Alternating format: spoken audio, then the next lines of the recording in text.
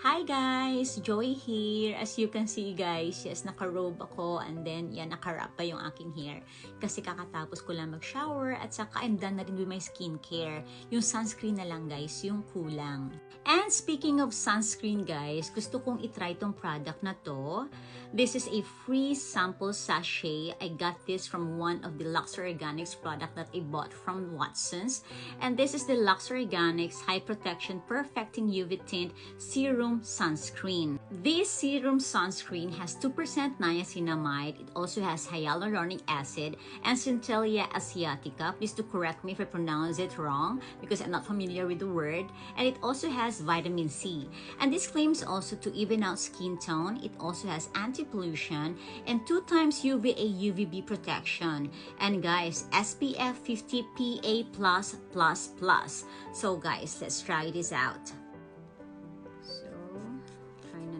Guys, itong sunscreen na to.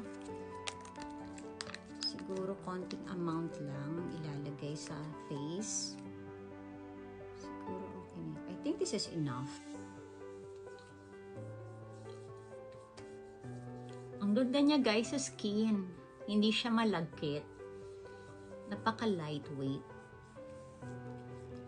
So, tama nga guys ang nakalagay dito na color adjusting siya. And alam niyo ba guys, this prevents also age spots or sunspots and premature skin aging. Ayan nakalagay dito. So, I think maganda yung product na to. So, uubusin ko guys yung sachet nito. Siguro mga 3 gamit to. And then, if hindi magkakos ng irritation sa skin ko, papabili ako na mas bigger na size nito. Ayan siya guys, oh, ang ganda. And then after that, powder na lang. So yan guys, share ko lang sa inyo yung product na to. Sa mga naghahanap dyan ng sunscreen, try nyo to guys. So that's it. Bye!